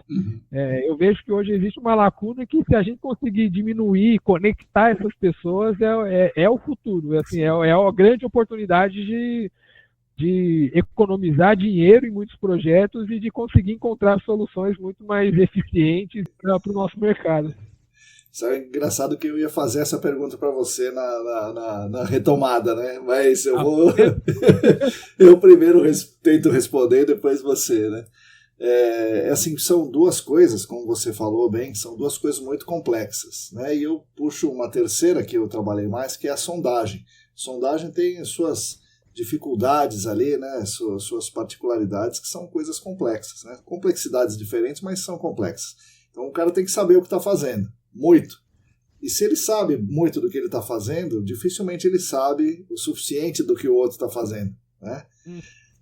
Então, um cara que manja bastante de automação, de montar os sistemas, vai ser difícil ele entender do GAC o suficiente para ter todo o entendimento do que está acontecendo. Não só a química, porque você vai ter a química da compatibilidade, mas como é que essa química está interagindo com o poro do solo, como é que é o fluido molhante, o fluido não molhante, sabe, tem um monte de coisinha, o risco, isso particiona, não particiona, você vai forçar uma partição ou não, como é que isso funciona na microescala, não na macroescala, que a remediação costuma funcionar numa escala grande, né? Mas por que não está dando certo? Normalmente não é culpa do sistema, é culpa do meio, mas como é que você vai entender o suficiente do meio sem esquecer? Você falou ali, você recebe um livro de 140 páginas só para você entender a lógica de um componente do sistema. Então você não vai conseguir entender o outro negócio. E a mesma coisa é o oposto, né? O cara está focado na investigação dele, na avaliação de risco. Se joga um livro desse, não precisa nem ser um negócio desse, a NBR dos vasos de pressão, o cara não vai conseguir desenrolar dali. Então são coisas bastante complicadas que é difícil de juntar.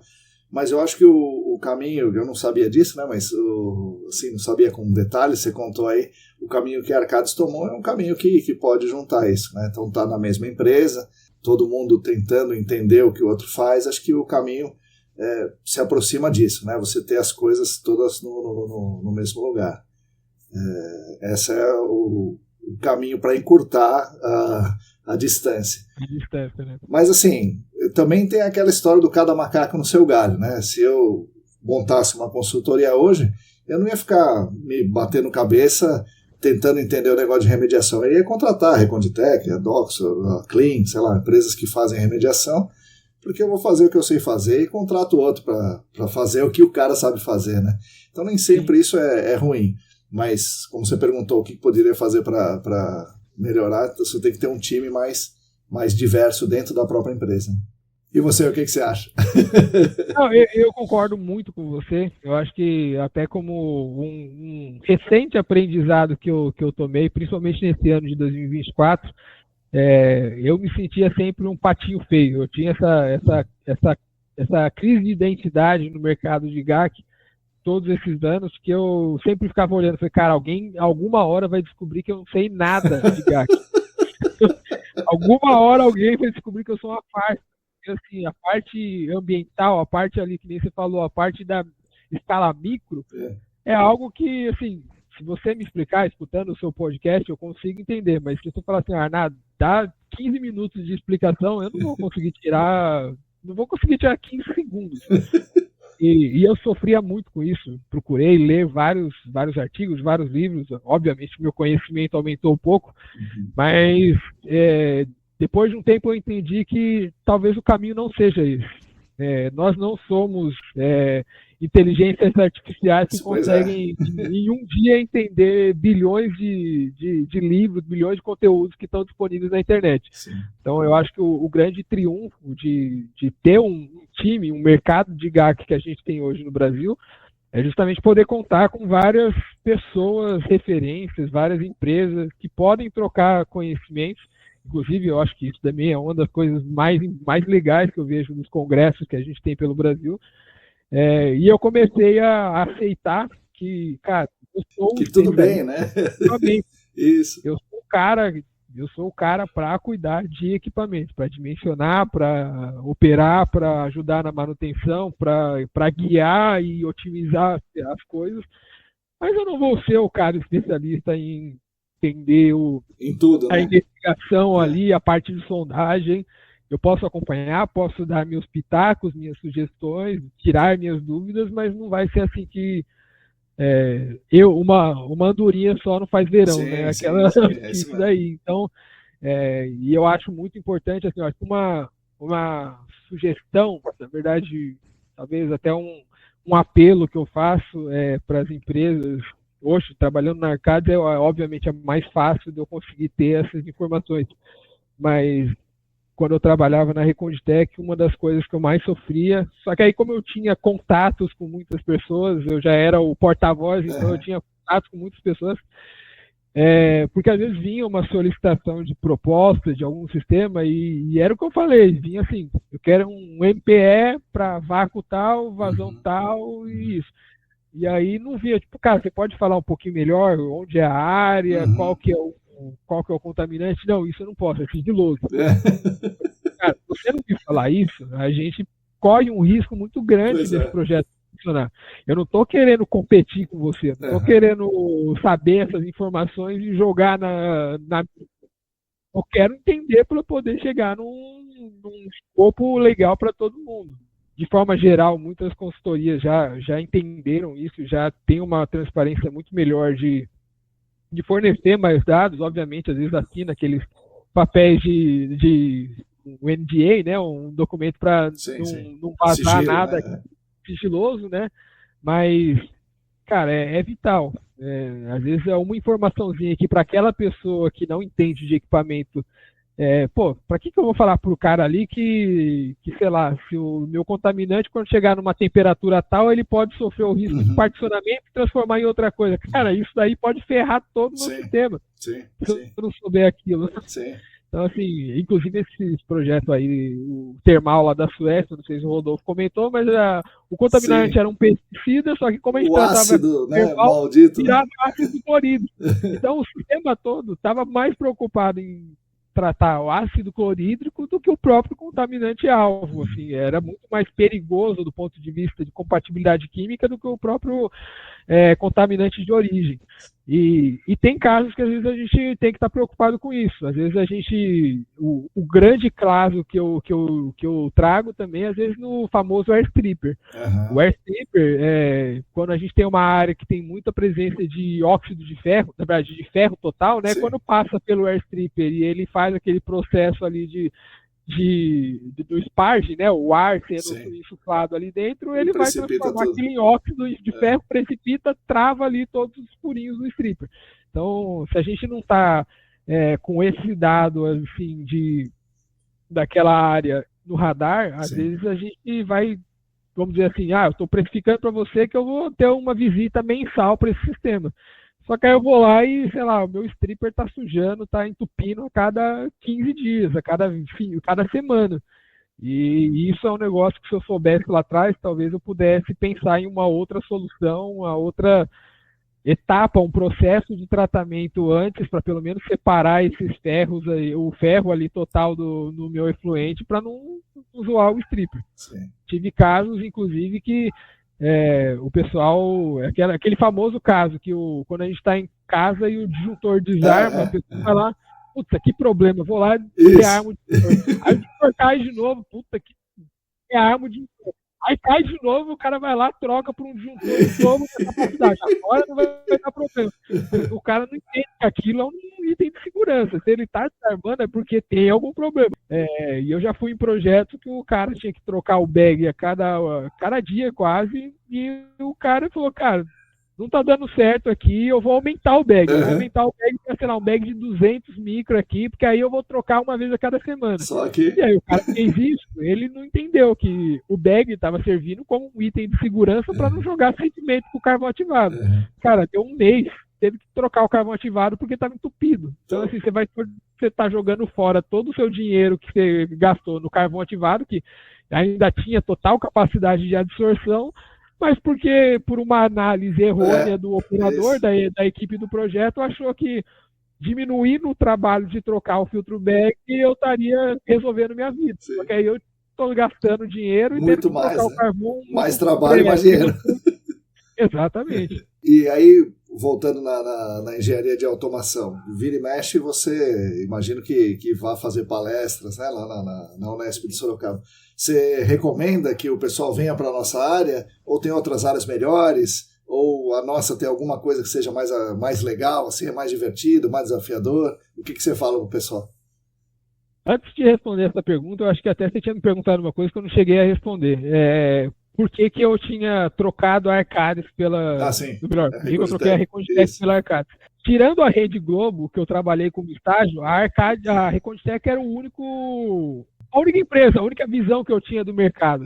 Então eu também tinha aquela pulguinha atrás da orelha de querer, cara, vamos tentar alguma coisa nova, um desafio novo. Se não der certo, eu saí de lá com as portas totalmente abertas de, cara, se não deu certo, vamos tentar outra coisa. Assim, vamos oxigenar mesmo a cabeça, tentar um desafio novo. E foi para isso que eu vim para cá. E aí agora, respondendo essa pergunta, cara, eu nem me atrevo a dizer qual que é o melhor mercado para alguém que se forme em automação, mas eu garanto que, se você tiver vontade, se você tiver interesse, cara, você vai encontrar vários mercados que são muito legais e muito fascinantes para você. Eu sou apaixonado pelo que eu faço desde o primeiro dia de estágio na Reconditec até hoje. Assim, eu gosto, às vezes, de pegar aqueles problemas cabeludos que, assim, nos primeiros 30 segundos eu fico desesperado, querendo quase virar um super saiyajin de tanta raiva que dá, mas depois aquela regra do respira, calma, vamos ver o que está acontecendo. E aí a gente vai trabalhando para achar um problema, uma solução, né, para o problema. Então eu gosto bastante, e, assim, da parte do mercado ambiental. Até esse penúltimo sábado que eu tive lá no Senac, eu conversei com os alunos da turma e ele perguntou exatamente isso, da área de automação do mercado ambiental. E eu falo que, cara, hoje essa formação é quase como uma galinha dos ovos de ouro para o mercado ambiental. São muitos poucos profissionais que trabalham, que são dessa área e que, vamos dizer assim, tem uma qualidade boa para ter um serviço bom. Então, assim, eu vejo como um profissional da área de automação, ainda mais agora com indústria 4.0, inteligência artificial, todo mundo tentando trazer o ESG em quase tudo possível, assim, é uma área muito boa para aquela profissão que tá cara, que tem que conectar o mundo físico no mundo digital. Tem que trazer esses dois mundos para se comunicarem. Então eu gosto bastante e eu indico muito para as pessoas. Infelizmente eu não encontrei muitos unespianos de Sorocaba que se formaram em Meca trabalhando na parte de GAC. Um deles fui eu que chamei, mas ele já até saiu de novo do mercado, desde quando ele aparece e vai embora, mas eu gosto bastante, cara. É uma coisa que, não só de automação, mas engenharia elétrica, técnicos de automação industrial também, é uma área que eu acho que funciona muito bem com a parte de sistemas de remediação, a parte de avaliação de dados, digitalização. Tem mercado para tudo quanto é coisa. A gente pode ficar aqui horas e horas conversando, a gente vai achar alguma coisa. Sim. Se a gente achar uma coisa muito interessante, a gente abre uma startup. Sim, é isso aí. E você ainda continua jogando os jogos lá que você gostava de jogar no computador ou videogame? Continua. O Ragnarok, né, que foi o jogo que todo mundo me chamava de Ozzy, foi até um caso... na época foi triste, hoje eu vejo como quase um livramento. Eu só consegui sair do jogo porque eu fui banido. Eu jogava no principal servidor do Brasil e aí uma vez veio um item lá que era meio... O item tava com defeito, tava com bug o item, e o pessoal ficava pegando o item e jogava no chão. Só que quando você jogava no chão, você desconectava todo mundo que estava... Só não era desconectado quem tinha meio que um arquivo original lá na pasta do computador. E aí o pessoal ficou fazendo isso, brincando, e aí deu outra. Deu uma semana, a empresa baniu, sei lá, umas 400 contas disso. Nossa, aí eu lembro que eu fiquei assim, revoltado. Eu tinha 17 anos. Não, acho que eu tinha um pouquinho mais, já estava na faculdade, estava no início ainda ali da Unesp. Cara, eu quis entrar no Procon, porque eu colocava dinheiro no jogo. Acabou que eu até ganhei. Eu entrei num Pequenas Causas e eles me deram dinheiro, mas assim... Mas jogar você não vai, tá aqui o dinheiro, mas se jogar não vai. Exatamente, baniram minha conta até hoje. De vez em quando eu até entro no fim do ano, assim, porque eles colocam, sua conta tá banida até o fim de 2023. Aí eu entro ali no fim de 2023 e eles colocaram, até o fim de 2024. Parece que é para fazer uma punição, sabe? Assim, cara, coloque que é indefinidamente, permanentemente. Parece que eles fazem aquilo só para testar se você ainda é viciado. Você ainda tem essa feridinha no coração, né? Mas aí eu parei de jogar o Ragnarok quase que por coerção, né? De forma coercitiva, né? E aí, na época que eu estava na faculdade, estava a febre do League of Legends, do LoL, né? O pessoal conhece muito de LoL. E pessoal de mecatrônica que não jogava LoL não era mecatrônica. Na época a gente chegou a participar até de alguns campeonatos. Inclusive, um dos meninos que era da turma de ambiental, ele era campeão brasileiro. Caramba! Na época que eu entrei, ele tinha sido campeão brasileiro. Ele era super conhecido no Brasil. E aí a gente montou um time, jogamos alguns campeonatos. Mas assim, depois de um tempo, hoje mesmo, eu jogo mais pela companhia dos amigos. Assim, a forma da gente se comunicar, assim, da gente manter um contato. Então, às vezes eu entro lá para jogar com ele, com os meus amigos. Porque, para falar a verdade, hoje em dia, eu não jogo mais para aliviar o estresse, eu jogo para aumentar o estresse.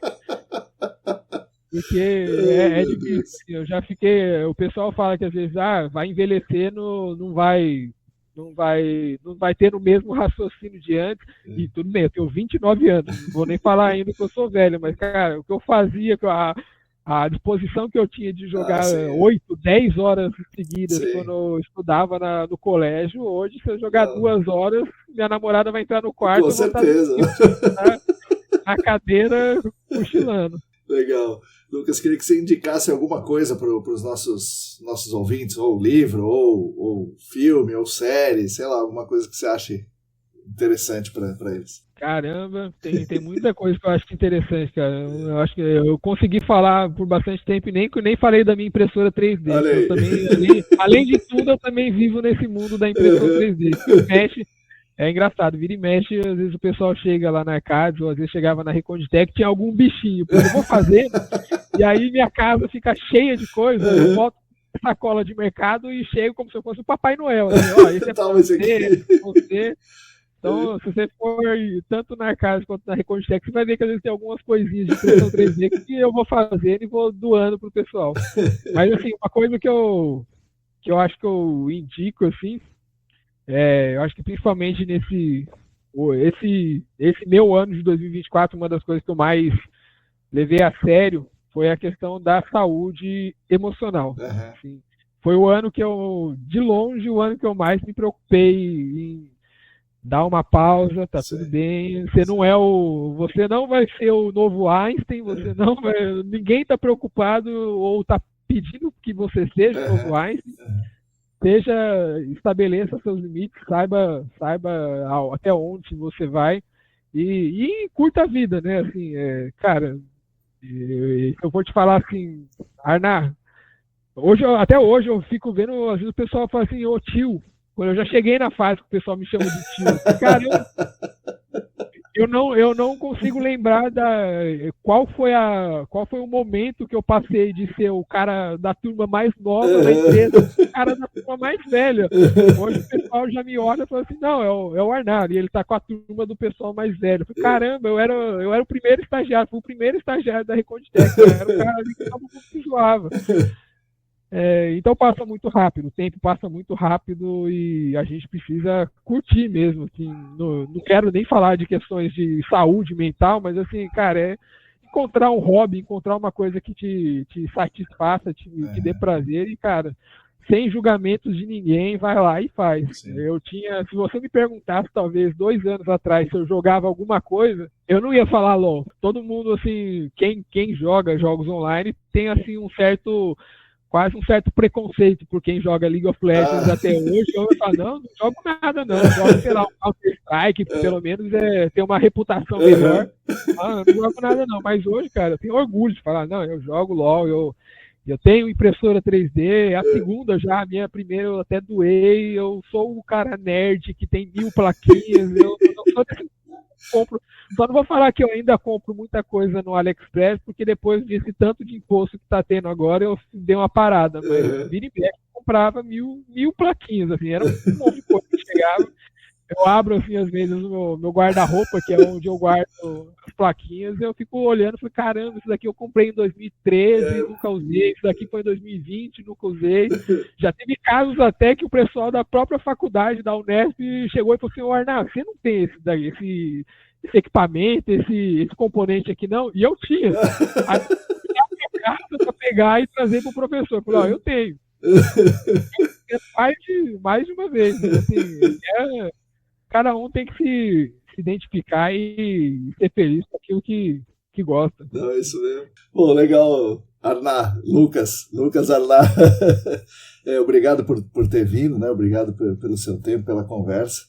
E agora é aquele momento, o podcast é seu, você pode falar o que você quiser agora. Fica à vontade. Caramba, eu já estava falando o que eu queria, agora é pior ainda. Não, mas vamos lá. Uma das coisas até que você falou, Lucas, Arnar, meu nome continua sendo Lucas, por mais que ele tenha um pouco de desuso. Às vezes eu entro em reuniões, o pessoal fala assim, Lucas, não, desculpa, Arnaldo. Não precisa de desculpa, meu nome ainda é Lucas. Se você me chamar de Arnar, eu vou te responder de um jeito mais fácil. Lucas vai pensar alguns 2 segundos aí, né? Mas... Lucas eu nunca olho. Eu sempre, só na segunda vez que chamam. Você fala Lucas, não, é outra pessoa, aí fala Lucas, sou eu. Mas assim, uma das coisas que eu queria deixar assim, de mensagem, esses dias eu até compartilhei num dos grupos de WhatsApp do pessoal da Arcades, para os professores, ou ainda mais hoje, dia do professor, que a gente está gravando essa aula, para aqueles que têm algo a ensinar, algo válido, ou que não ache que seja válido, que tenha coragem e tenha a vontade de expor aquilo para o mundo. Na época da Reconditec, eu fui das pessoas que encabeçou assim, um dos projetos internos de treinar mesmo a equipe. Sim. Tanto que foi daí que teve a minha vontade de dar aula para o Senac. Sim. Então, até hoje eu tenho várias apresentações que eu criei, que às vezes eu fico pensando, pô, eu estou explicando esse negócio para esse cara, estou explicando para aquele outro cara, daqui 15 dias vai vir mais um cara, quer saber? Vou montar uma apresentação, eu gravo a aula, chamo a galera, deixo isso daqui salvo, coloco no YouTube e aí só mando o link. Sim. Já fiz isso algumas vezes também.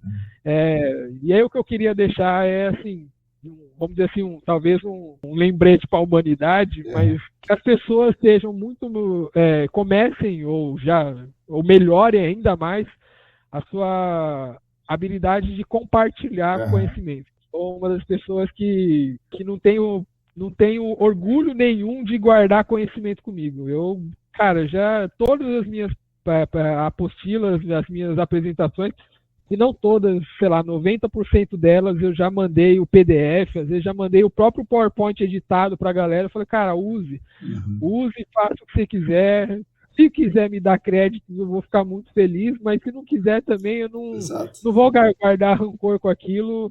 Só te peço o seguinte, esse conhecimento que eu estou dando para você, tente fazer chegar pelo menos a mais uma pessoa. Sim. Faça com que aquilo se perpetue. Sim. Às vezes eu fico até um pouco emocionado quando eu vejo alguém da Unesp, que eu estou lá no grupo que o pessoal criou no WhatsApp dos veteranos, né, os formados da Unesp, e de vez em quando eu adiciono alguém no Facebook, no LinkedIn, e às vezes eu vejo que aquela pessoa compartilhou um documento que é meu. Foi sei lá, 10 anos atrás. E, cara, dá uma emoção muito grande de eu ver que, pô, aquilo ali não parou. Sim. Aquilo ali continua, ajudou as pessoas. Vai andando.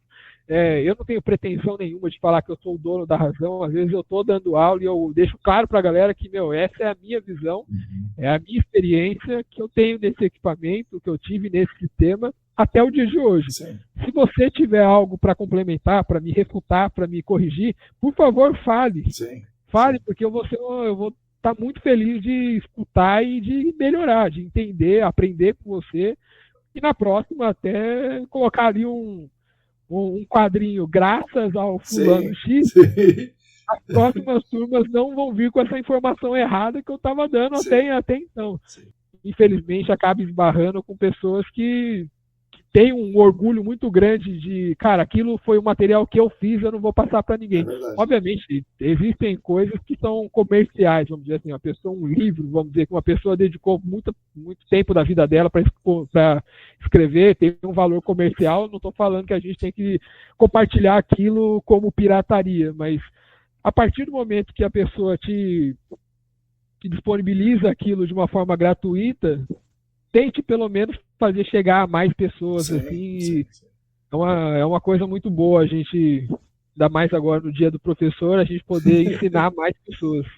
Hoje está muito mais fácil aprender do que foi para mim há 10 anos atrás. Com certeza, muito mais fácil do que foi na época que você teve que aprender, sei lá, 20 e poucos anos atrás. Mais, né? Quando eu entrei na Unesp, 2003, né? Então já faz 20 anos, né? Que eu entrei lá, mas eu já tinha 30 anos, 32, né? Então... Não, quem hoje conhece o Arduino, linguagem C, linguagem Python, que é assim, o que está na moda, tente procurar no Google o que é a linguagem chamada Assembly. Isso, Assembly, Fortran, né? Cara, eu tive 2 matérias disso na faculdade, e assim, eu adorava, sempre gostei de programar, mas é uma disciplina assim que está em desuso, porque assim, você não vai achar uma máquina hoje, um equipamento hoje, que você vai programar naquilo. Ajuda muito você a entender o ponto de vista de como a máquina está calculando, está raciocinando aquilo. mas é uma linguagem muito difícil de um programador entender, não assim difícil do ponto de vista de ser complexa, mas para você criar um código, criar uma calculadora que faz mais, menos, dividir, subtrair. Meu Deus do céu, é um tormento. Explicar, cara, é assim, é coisa de, sei lá, uma folha de 80 linhas de código para fazer isso. E quando você fosse numa linguagem C, você colocaria ali 3, 4 linhas e ela faz um switch case e um printf, acabou. É o seu código. E é o que você falou, que o mundo vai se atualizando e, cara, hoje está muito mais fácil. Hoje, eu tenho certeza que hoje, se você colocar no Google ou no YouTube, Soil Vapor Extraction, você vai aprender. Basic, sim, alguma coisa que você vai aprender. Talvez hoje a gente ainda não esteja num nível tão decente de você conseguir aprender em português, mas pelo menos em inglês você vai achar sim, coletâneas e coletâneas de muita informação válida e útil para você entender o mercado GAC, entender sim, a parte de automação. Às vezes o pessoal me pergunta, qual que é o curso que você indica para eu me formar? Eu falo, cara, YouTube. Primeira coisa. Um curso depois que você vê lá o YouTube, daí você começa. Porque assim, eu não quero ter essa responsabilidade de indicar a profissão de uma pessoa. Então, assim, cara, vai lá, procura no YouTube, dá, sei lá, umas 3, 4 horas da sua vida, entende ali um pouquinho melhor o que esse profissional faz, qual que é exatamente aquilo, porque assim, que nem eu te falei, se eu fosse fazer o que eu pensava e o que eu queria fazer quando eu entrei na faculdade, eu seria o próximo Homem de Ferro. E eu sei que provavelmente eu não vou ser um Homem de Ferro, não pela capacidade intelectual, mas pela falta de recurso, né? Ainda estou longe de ser bilionário. Mas é isso daí, assim, às vezes o pessoal fica com aquela ideia de, cara, eu vou entrar no mundo da área ambiental porque eu vou ser o próximo, sei lá, o próximo cara que vai inventar mais 5 técnicas revolucionárias de remediação. Cara, talvez você consiga fazer isso, mas tudo indica que não, porque a gente já trabalha com várias técnicas que estão, sei lá, 50 anos aí no mercado e que ainda funcionam muito bem. Bom, é isso aí, Lucas Arnaz, obrigado então por ter vindo, obrigado pela conversa. Eu que agradeço. Tamo juntos. Precisando de mim é fácil achar. Lucas Arnaz, pode jogar em LinkedIn, Facebook, Instagram, é fácil de encontrar. Ou no próximo congresso lá no AESAS, com certeza 2025, eu vou estar lá. Né? Junho de 2025. Eu não sou um senhorzinho, estou até pensando em chegar lá com uma barbinha, um chapéuzinho para ver se o pessoal... Disfarçado, né? Fazendo de conta. Como vai ser a recepção. Beleza, Marcão? Valeu. Tamo junto.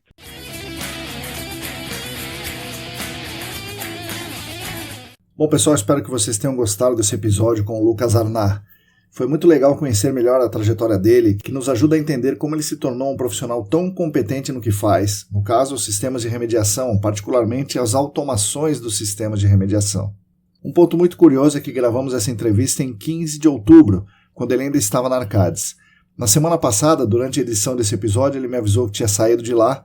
Por isso, talvez alguém estranhe ele falar da Arcadis como empresa atual, mas isso mudou profissionalmente para ele, mas não muda nada aqui no nosso episódio. Outro ponto a destacar é o ponto de virada dele dentro da faculdade, dentro da Unesp de Sorocaba. Essa prática de massacrar os alunos nas faculdades de exatas, principalmente nas de engenharia, já vem de muito tempo e é totalmente fora das teorias educacionais. Isso não é positivo de maneira nenhuma. Muitos talentos acabam desistindo do curso ao se depararem com eventos como esse, de provas que um aluno excelente tira 0,2. Especialmente os alunos e alunas mais pobres, que têm que se sustentar ou não contam com a ajuda financeira da família para ficar em outra cidade, ou passam por algum outro tipo de dificuldade e eles acabam desistindo sem precisar. Infelizmente, a engenharia tem essa coisa de só os fortes sobrevivem, ou só quem é bom que se forma. E é uma maneira de preservar alguns privilégios, isso não é legal, né? Mas claro, o Arnaz não tem nada a ver com isso. Vocês viram a vontade dele de resolver as coisas, de aprender, de se desenvolver e a paixão pelo que ele faz. Tudo isso junto fez com que ele se tornasse esse excelente profissional e essa pessoa nota 10 que ele é. Foi muito legal trazermos aqui as histórias de Lucas Arnaz. Agradeço a ele pelo tempo, disponibilidade e bate-papo muito legal e instrutivo. Agradeço também aos nossos patrocinadores, a Clean Environment Brasil, o Laboratório Consulting, a Vapor Solutions e a Linkevis Advocacia Ambiental, que proporcionam a possibilidade de conversarmos com pessoas legais aqui como Lucas Arnaz todas as semanas. Agradeço demais às nossas queridas e aos nossos queridos apoiadores financeiros no Apoia-se.